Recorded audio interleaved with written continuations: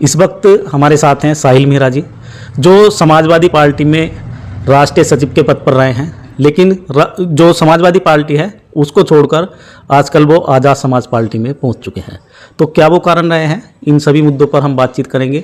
और अभी हाल ही में मीरापुर का चुनाव हुआ, मीरापुर विधानसभा का, वहाँ पर भी उनको जिम्मेदारी सौंपी गई थी, उसके बारे में भी इस वीडियो में हम चर्चा करने वाले हैं। तो वीडियो में लगातार बने रहिए। नमस्कार सर। नमस्कार सुमित भाई, कैसे हो आप? मैं ठीक हूँ, आप कैसे हैं, आप बताइए। पहला आप समाजवादी पार्टी में कई वर्षों तक रहे, राष्ट्रीय सचिव के पद पर भी रहे आप, और भी कई जिम्मेदारी पार्टी के द्वारा दी गई।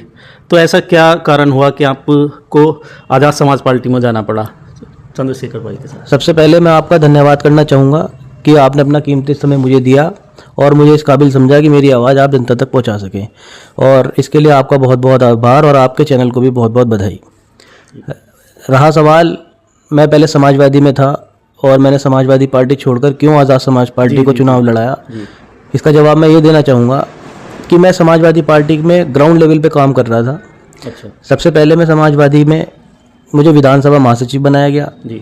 उसके बाद मैं जिला महासचिव बना, उसके बाद मैं जिला अध्यक्ष रहा, फिर मैं राष्ट्रीय कार्यकारिणी सदस्य बना, फिर मैं राष्ट्रीय सचिव बना, और मैं लोकसभा नगीना और बिजनौर का प्रभारी बना। पर परिस्थितियां समाजवादी पार्टी में ऐसी हो गई थी, कुछ चंद नेताओं ने जिले के समाजवादी पार्टी को हाईजैक कर लिया। अच्छा। वो लोग अपनी मर्जी से पार्टी को चलाना चाहते हैं जी। वो जो ज़मीन से जुड़े हुए लोग थे उनको नज़रअंदाज करते हैं। कहीं जिम्मेदारी की बात आती है जी। तो वो जो यूथ है उसे दरकिनार करते हैं। लेकिन मैं बीच में रोकना चाहूँगा आपको। सबसे ज़्यादा फोटो आपके देखने को मिलते हैं अखिलेश जी के साथ, फेसबुक हो, इंस्टाग्राम हो, या कुछ कोई भी ऐसा सोशल मीडिया का माध्यम हो, और जिले के इतने नेताओं को नहीं शायद जानते होंगे लोग जितने फोटो आपके हैं उनके साथ में। देखिए, मैं अखिलेश जी से काफ़ी बार मिला हूँ। अच्छा। और जिले के बारे में मैं उन्हें टाइम टू टाइम रिपोर्टिंग भी करता रहा था। जी। पर सिर्फ बताना ही नहीं है कि हमने कुछ बता दिया, आप इस कान से सुनो और उस कान से निकाल दो। बातों पे इम्प्लीमेंट होना चाहिए कि अगर कोई आदमी बता रहा है, आप उसकी जांच करा लीजिए कि अगर किसी आदमी ने कोई बात बताई है और वो उसकी बात ठीक है तो आपको उस पर कार्रवाई करनी चाहिए। अगर आप उस पर कार्रवाई नहीं कर रहे हो तो हमें बताने का क्या फ़ायदा। भाई, हमने कोई रिपोर्टिंग जिले की दी कि ये आदमी सही काम नहीं कर रहा है, यहाँ की पार्टी में रह के गलत एक्टिविटीज़ हैं इसकी, तो उसको सुन के उसकी जांच करा के उस पर कार्रवाई होनी चाहिए। अगर कार्रवाई नहीं हो रही है तो बताइए, बताने का फ़ायदा क्या है। कुल मिलाकर उस पार्टी में आपकी जितना अवगत कराते थे उस पर सुनवाई नहीं होती थी और ही नेता टांग अड़ा देते थे। बिल्कुल सत्यता है, कोई सत्यता बताने में कोई हर्ज नहीं है, बतानी चाहिए। समाजवादी पार्टी ने मुझे लोकसभा नगीना और लोकसभा बिजनौर दोनों का अब हम आज़ाद समाज पार्टी की बात कर रहे हैं। आज़ाद समाज पार्टी में जब चुनाव था जी, तो चुनाव से कुछ समय पूर्व मैंने समाजवादी पार्टी से इस्तीफा दे दिया था। अच्छा। और मैंने चुनाव से पहले माननीय सांसद चंद्रशेखर आज़ाद जी को अपना समर्थन दिया था। अच्छा। समर्थन देने के बाद लोगों की मेहरबानी रही, नगीना लोकसभा क्षेत्र की जनता का जी। हम तो एहसान ही कहेंगे कि एहसान रहा कि उन्होंने एक बहुत बड़ी मेजोरिटी में चंद्रशेखर आज़ाद जी को वोट देकर उन्हें माननीय सांसद चंद्रशेखर आज़ाद बनाया। जी। उसके बाद दिल्ली में मेरी माननीय सांसद चंद्रशेखर आज़ाद जी ने, जो राष्ट्रीय अध्यक्ष हैं आज़ाद समाज पार्टी के और संस्थापक है भीम आर्मी के, उन्होंने मुझे पार्टी ज्वाइन कराई, सक्रिय सदस्य बनाया। अच्छा। तो मैं आज़ाद समाज पार्टी में तब से लगातार निरंतर काम कर रहा कोई पद जिम्मेदारी दी गई है आपको? फिलहाल मीरापुर चुनाव था, उपचुनाव जी। तो मीरापुर उपचुनाव में मुझे पार्टी ने स्टार प्रचारक बना के वहाँ भेजा था। अच्छा। और मैं अपनी टीम के साथ वहाँ लगातार 1 महीने वहाँ रहा, वहाँ के क्षेत्र में घूमा।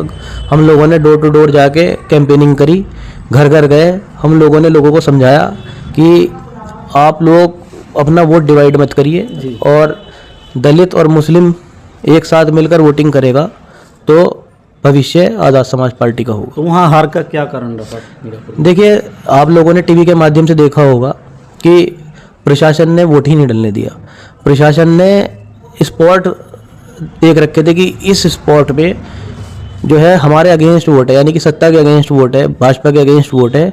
उन स्पॉट्स पे बैरिकेटिंग की गई, यहाँ इतना प्रशासन लगा दिया गया कि लोग घर से बाहर निकलने में भी कतरा रहे थे, डर का माहौल बना दिया था। अब डर के माहौल में एक तो उपचुनाव, दूसरा आप लोग जानते हैं कि आम जनता पे पुलिस का भय तो रहता ही है। अब वो वोट ही नहीं कर पाए।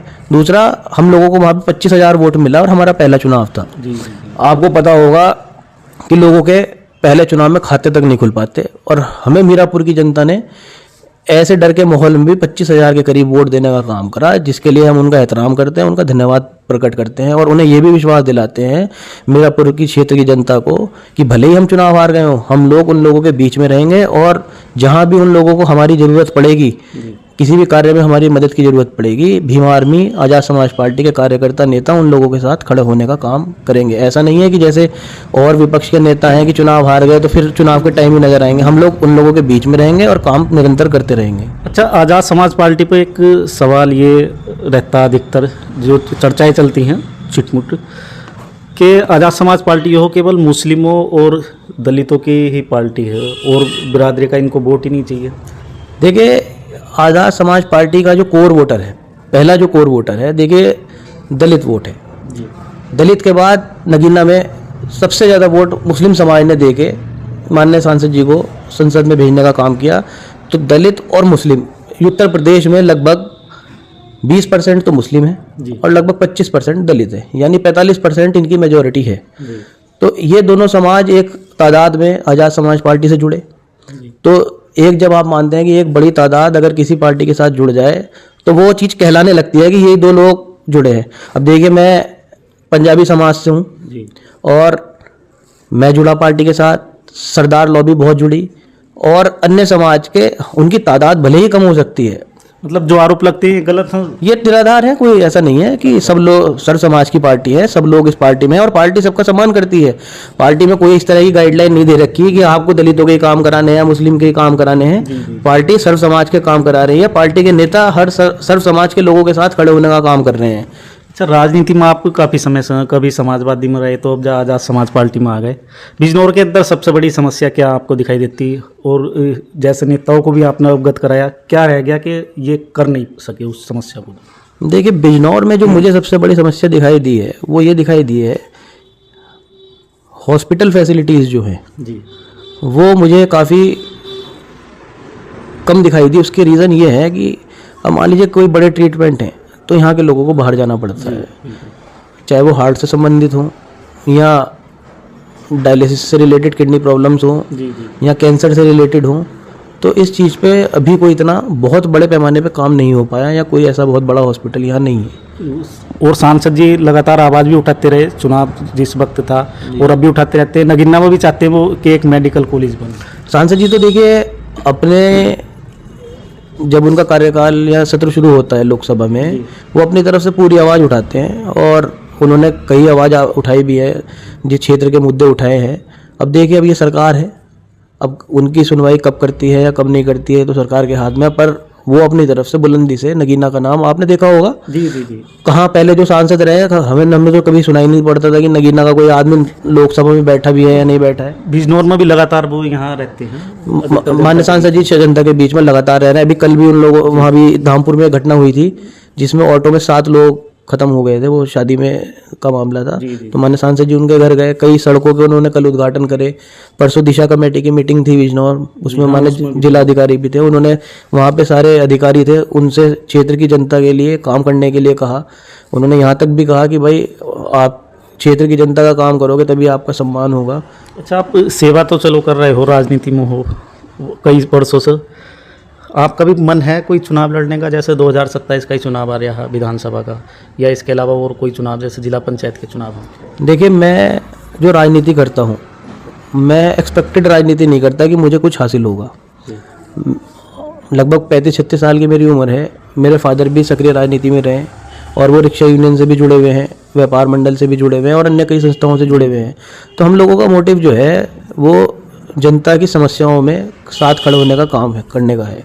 अब रही बात चुनाव लड़ने की, अगर मान लीजिए पार्टी हमें कहती है या माननीय राष्ट्रीय अध्यक्ष जी कहते हैं तो हम उनकी बात को नकार भी नहीं सकते। तो जो पार्टी का फैसला होगा हम पार्टी के फैसले के साथ। फिर भी आपका तो मन होगा थोड़ा बहुत कि ना, हाँ मुझे भी एक बार विधायक का चुनाव लड़ना। हाँ, देखिए, राजनीति में इच्छा किसकी नहीं रहती। अच्छा, इच्छा तो सबकी रहती है भाई, पर वो तो नहीं है कि मेरी इच्छा के अनुकूल ही सब चीज़ हो। वो तो जैसी परिस्थितियां होती हैं, परिस्थितियों के हिसाब से चला जाता है। अब जो पार्टी फैसला करेगी, जो माननीय राष्ट्रीय अध्यक्ष जी फैसला करेंगे, हम तो उनके साथ हैं और जैसा वो कहेंगे हम उनके साथ चलने का काम करेंगे। अच्छा, लास्ट में साहिल मेहरा जी कुछ कहना चाहेंगे जो दर्शक आपको देख रहे हैं? मैं दर्शकों से ये कहना चाहूँगा, देखिए हमारा नया दल है और आप लोगों की समस्या अगर हम तक पहुंचेंगी तभी हम उन समस्याओं के समाधान कराने में आपकी मदद कर सकते हैं। तो मैं आपके चैनल के माध्यम से लोगों तक ये अपील करना चाहूँगा कि आप अगर किसी दिक्कत परेशानी में हैं या किसी से पीड़ित हैं या किसी शासन प्रशासन में आपकी मदद नहीं हो रही है, तो आज़ाद समाज पार्टी के नेताओं कार्यकर्ताओं तक आप अपनी बात पहुंचाइए। वो लोग आपके साथ खड़े होने का काम करेंगे और तभी आपको पता चलेगा कि आज़ाद समाज पार्टी के और भीम आर्मी के जो कार्यकर्ता हैं वो निष्पक्ष भाव से काम करते हैं। कोई भेदभावना इन लोगों के मन में नहीं है। जब तक आप बताओगे नहीं तब तक आपको पता ही क्या चलेगा। एक ऐड आता है ना, पहले इस्तेमाल करें फिर विश्वास करें। तो हम भी कह रहे हैं आप राजनीतिक में हमारे माननीय सांसद जी हैं, आप हमारा इस्तेमाल करिए।